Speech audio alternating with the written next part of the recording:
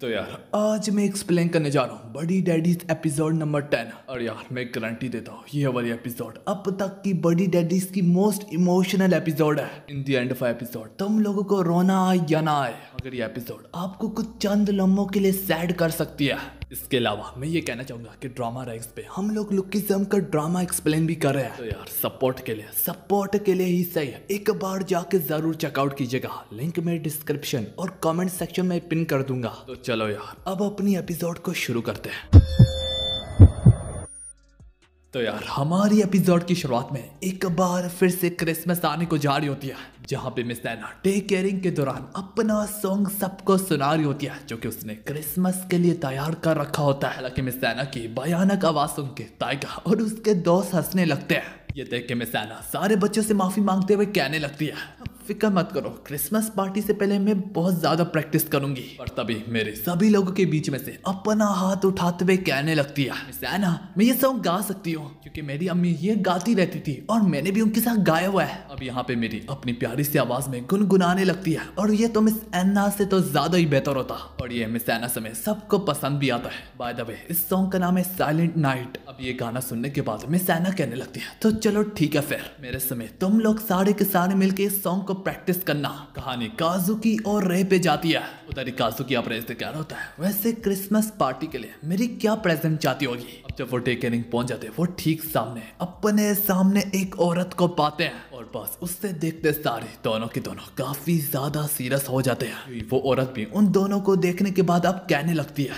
अब वो औरत कहने लगती है, मेरा नाम है उनासाका मिसाकी, हम लोग पहले भी मिल चुके हैं। तो यार मैं पहले ही बता दूं ये औरत कोई अनजान औरत नहीं है बल्कि मेरी की मदर है। तो काजुकी अब पूछने लगता, तो किस लिए तुम यहाँ पे आई हो। तो मिसाकी इसके जवाब में हिचकिचाते हुए कहने लगती है, मैं मेरी को लेने आई हो। तो काजुकी आगे से हैरानगी से कहने लगता है, आखिर किस मुंह से तुम यहाँ पे मांगने आई हो मेरी को। तुमने ही मेरे को बाहर फेंकते हुए कहा था कि तुम उसे दोबारा नहीं देखना चाहती। मिसाकी फिर बोलने लगती है, मैं उसकी मदर हूँ और मेरा पूरा हक है कि मैं उसके साथ जीऊं। पर अब तो काजुकी को काफी ज्यादा गुस्सा आ रहा होता है। काजुकी अब यहाँ पे उस पे जोर जोर से चिल्लाने को ही जा रहा होता है, कह रहे उसे एनी मौके पे रोक लेता है और उसे होश दिलवाते हुए कहने लगता है, इस वक्त हम पब्लिक एरिया में टेक केयरिंग के सामने खड़े हुए हैं। मेरी भी अब टेक केयरिंग से जूं ही बाहर निकलती है उसकी नजर भी अपनी मदर पे पड़ती है। अपनी मदर को अपने सामने देख के मेरी काफी खुशी से अपनी मदर की और फौरन से बढ़ने लगती है। काजुकी चंद लम्हे के लिए एक दो कदम लेके ही मेरी को रोकने को जा रहा होता है। मेरी उससे इग्नोर करके उसके पास से गुजरते हुए फौरन से जाके अपनी मदर से गले मिलती, जो देख के अब काजुकी में मजीद हिम्मत ना रहती कि वो आगे भी कुछ कह पाए। कहानी काजुकी और रे के अपार्टमेंट पे जाती है,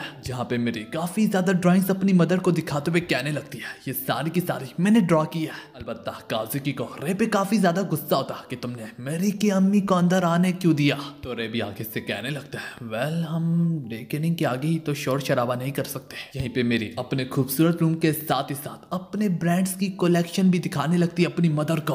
आखिर तक कुछ सुनने के बाद मिसाकी अपने घुटनों पे बैठते हुए मेरी से कहने लगती है, आय मेरी क्या तुम्हें यहाँ पे बहुत ज्यादा मजा आता है। तो मेरी फोन से इसके जवाब में हाँ ही कहती है। मिसाकी अब मजीद बोलने लगती है, तो फिर तो तुम मेरे साथ रहने के बजाय यहाँ पे रहना ज्यादा पसंद करोगी। पर ये उसके कहने की देर होती, मेरी काफी ज्यादा दुखी होके फोन से उससे टाइटली गले लगाती और वो कहती है, मैं आपसे और अपने पापा दोनों से बहुत ज्यादा प्यार करती हूँ। आखिर तक कुछ सुनने के बाद, देखने के बाद, महसूस करने के बाद साकी मेरे को प्यार करते हुए रोते हुए इमोशनली होते हुए कहने लगती है, मेरी मुझे माफ कर देना, पता नहीं उस वक्त मेरे दिमाग में क्या चल रहा था। मेरी अब कहती है, मामा मैंने आपके हाथ का बना हुआ हमबर्गर स्टेक खानी है।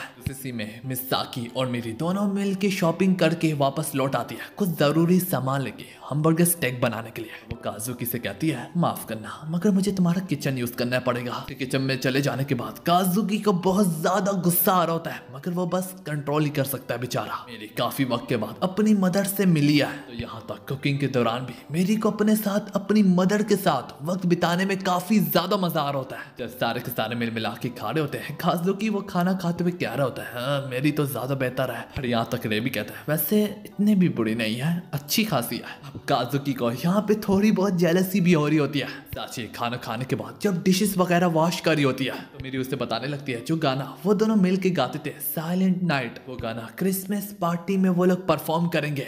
ये वजह से मेरी एक बार फिर से अपनी मदर से कहने लगती है, माँ माँ चलो मिल के गाते हैं। यहाँ पे उसकी मदर ने एक कपड़ा अपनी गर्दन पे बांधा होता है हल्का सा, और इसी के बारे में वो सोचते हुए बहाना बनाते हुए मेरी से कहने लगती है, वेल तुम्हें तो पता है मेरी, मैं अपने गाने के कितने ज्यादा चार्ज करती हूँ, और ये तुम्हारे पापा जो है ये इस पैसों को पूरा ही नहीं कर सकते। इसी तरह वक्त गुजरता चला जा रहा होता है मेरे भाई लोगों, और रात के वक्त मेरी के सो जाने के बाद वो सारे के सारे एक टेबल पे बैठ के आराम से इस मामले को डिस्कस करने लगते हैं। काजुकी बिना सवाल उसके मुंह पे फेंकते हुए कहने लगता है, इतने वक्त को छोड़ के आखिर एकदम से ही क्यों, क्या हुआ, तुमने एकदम से फैसला क्यों बदल लिया। साकी अब कहने लगती है, मेरी जॉब से मुझे निकाल दिया गया, मेरे बंदे ने मुझे छोड़ दिया, और मेरा कैंसर मेरे गले तक जा पहुंचा, तो मैं और गा भी नहीं सकती। पर काजुकी यहीं पे बोलने लगता है, मैं तुम्हारी सैड स्टोरी पे लानत तक नहीं बेचना गवारा करता। मेरा सवाल ये है, आखिर अचानक से तुम्हें मेरी का ख्याल कैसे आया। मिस साकी अब यहाँ पे कहने लगती, मुझे ये नहीं मालूम कि आखिर मेरे पास कितना वक्त है, और अपने बच्चे कुचे टाइम में मैं मेरी को वो माँ का प्यार देना चाहती हूँ। मौत का बहाना ही सही है, लेकिन तुम लोग मुझे माफ कर दो। जिंदगी में बहुत बड़ी बड़ी ठोकरें खाने के बाद ही मुझे इस बात का एहसास हुआ है, मैं बस अपनी बच्ची को वापस चाहती हूँ, प्लीज प्लीज। रे फिर आगे से बोलने लगता है, वेल मेरी डे केयरिंग की पार्टी के लिए काफी ज्यादा एक्साइटेड भी हो रही है, तो उसका यूं बार बार जगह बदलना उस पर इफेक्ट कर सकता है। इस पर भी उसकी मदर एश्योरिटी देते हुए कहने लगती है, इस बात का ख्याल रखूंगी कि वो डे केयरिंग जरूर जाए, यहाँ तक इसके लिए मैं करीब अपार्टमेंट भी ले लूंगी। सिर्फ एक चांस, इस बार मैं हर कुछ करूंगी मेरी को वो खुशी की जिंदगी देने के लिए। काजुकी को जरूर उस पर थोड़ा बहुत दुख हो रहा है, पर काजुकी को ये भी पता कि क्या गलत है और क्या सही है। और आखिर तक उस सुनने के बाद काजुकी उससे इतना जरूर कहता है कि तुम काफी ज्यादा बदल चुकी हो। जिन समय मिसाकी अब खड़े होके काजुकी और रे के आगे अपना सर झुकाते हुए कहने लगती है, दिलों की गहराइयों से आप सभी का शुक्रिया कि आपने मेरी कितनी ज्यादा देखभाल की, पर मुझे ये बात भी मालूम है कि आप लोग जो धंधा करते हैं वो बहुत ज्यादा खतरनाक है। जो बात सुन के काजुकी और रे हिल के रह जाते हैं, तभी उसकी मदर अपना सर उठा के अब थोड़ा सा सीरियस होके कहने लगती है, इसी वजह से अब मेरी की जिम्मेदारी मैं आप लोगों पे मजीद नहीं छोड़ सकती। अगर तुम दोनों भी खुद को मेरी के पेरेंट्स समझते हो तो फिर तो तुम्हें भी यह बात अच्छे से मालूम होगी कि आखिर किस हद तक ये मेरी के लिए खतरनाक हो सकता है। और इसी तरह एक बार फिर से मिसाकी काजुकी का मुंह बंद कर डालती। सबके बाद मेरी की मदर यहाँ से अब जाने लगती है। दूसरे से मैं काजू कर रहे अब यू को भी ये बता रहे होते हैं कि मेरी की मदर अब आई थी और ये सारी की सारी बातें करके गई है। अब रे यहाँ पे सवाल करने लगता है, वैसे मेरी की मदर को कैसे मालूम था कि हमारा क्या धंधा है। जिस पर यू इसे बताता है वो दरअसल मैंने ही उसे बताया। काजू की हैरानगी से कहने लगता है, क्यों क्यों तुम्हारा इस सब से क्या मतलब, तुमने ही उसे यहाँ पे बुलाया है। तो क्यों उसे फेस्टिवल की तस्वीर दिखाते हुए कहने लगता है, क्या तुम लोग ओगिनो रियो को जानते हो। काजुकी का तो नहीं पता, लेकिन ये नाम सुन के रे काफी ज्यादा गुस्से में आ जाता है। क्यों उन्हें वार्न करता है कि मेरी का तुम लोगों के काम में दखल अंदाजी की वजह से तुम लोगों का काम काफी ज्यादा ढीला पड़ चुका है, जबकि ऑर्गेनाइजेशन अपने काम में किसी भी किस्म की कोताही नहीं चाहती। और इसी वजह से मैंने उसकी मदर को बुलाया था। फिलहाल तो शायद से ये उनकी तरफ से वार्निंग भी हो सकती है, तो इसलिए मेरी को छोड़ देने में ही तुम्हारी बेहतरी है। और अगर तुमने ऐसा ना किया तो तुम लोग ऑर्गेनाइजेशन की खिलाफ वर्जी कर रहे हो। अब रे को याद आने लगता है कि जिसने भी ऑर्गेनाइजेशन की खिलाफ वर्जी किया है उन सब के सब को उड़ा दिया गया है। क्यों मजीद बोलता है, ना कि सब मेरी,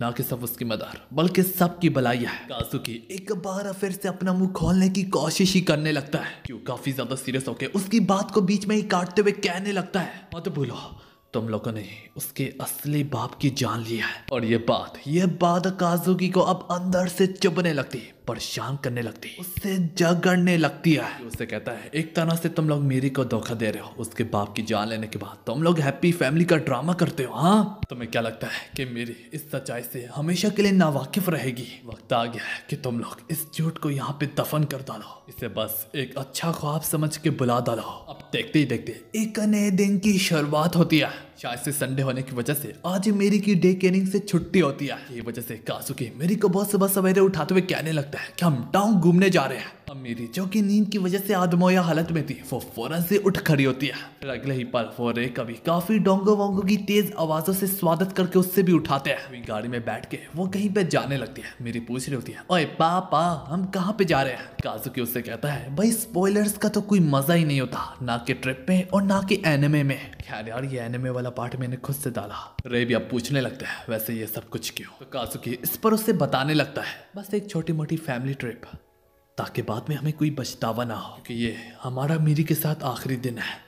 यूं ही उनकी पहली डेस्टिनेशन मीरी को वो एक ऐसी जगह पे ले जाता है जो कि बच्चों के स्पोर्ट्स के लिए काफी गजब किस्म की जगह होती है और यहाँ पे वो एक अच्छा खासा क्वालिटी टाइम स्पेंड कर रहे होते हैं। यहीं पे मीरी जब एक वॉल पे क्लाइंब करी होती है तो देखते सारे काजुकी को पता नहीं क्यों पसीने छूट रहे होते हैं। जहाँ पे सेफ्टी टीम और रे उससे तसल्ली दे रहे होते हैं कि भाई यार फिक्र मत करो, मीरी के साथ कुछ नहीं होगा। मीरी की बात बाड़ी आती है रे की, जो कि नजर चपकते ही एक लम्हे में ही दीवार पे चढ़ जाता और काजुकी तो डर के मारे आगे कदम बढ़ाने का भी ना सोचता। काफी मजे करने के बाद वो अपनी नेक्स्ट डेस्टिनेशन पे बढ़ने को जा रहे होते हैं, पर इससे पहले काजुकी मिसाकी को मैसेज करता है कि हम वहीं पे मिलेंगे जहाँ पे हमने वादा किया था।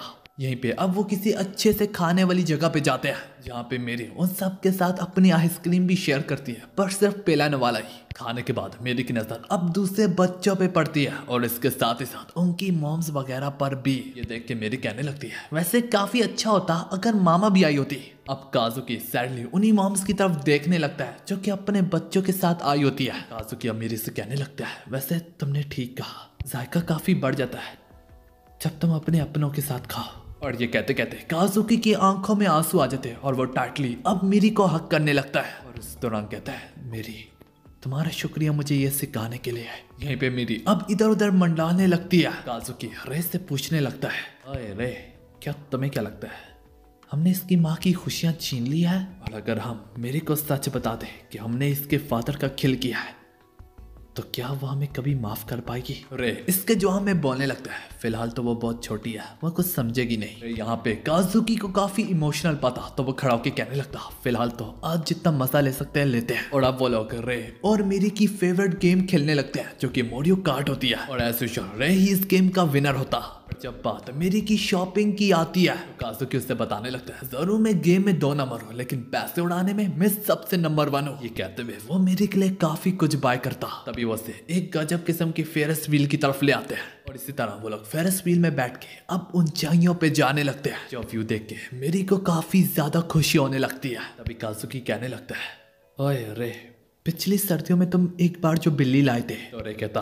हाँ जिस पे तुम गुस्सा हो गए थे। तो काजुकी इसी बात से सहमत होकर कहने लगता है पर हाँ इसके बाद जो मैंने कहा था क्या तुम्हें वो भी याद है? उस चीज को लाने की जरूरत नहीं है जिस चीज की तुम आखिर तक देखभाल ना कर पाओ। ये सब कुछ काजुकी काफी दुखी अंदाज में कह रहा होता है और इसकी ये बात रे को भी अब अंदर ही अंदर से चुभने लगती है। वो काजुकी से कहने लगता है ये तुम मुझे अब बता रहे हो जबकि हम इसके साथ इतना अटैच हो चुके हैं, ये जुल्म है एक तरह से।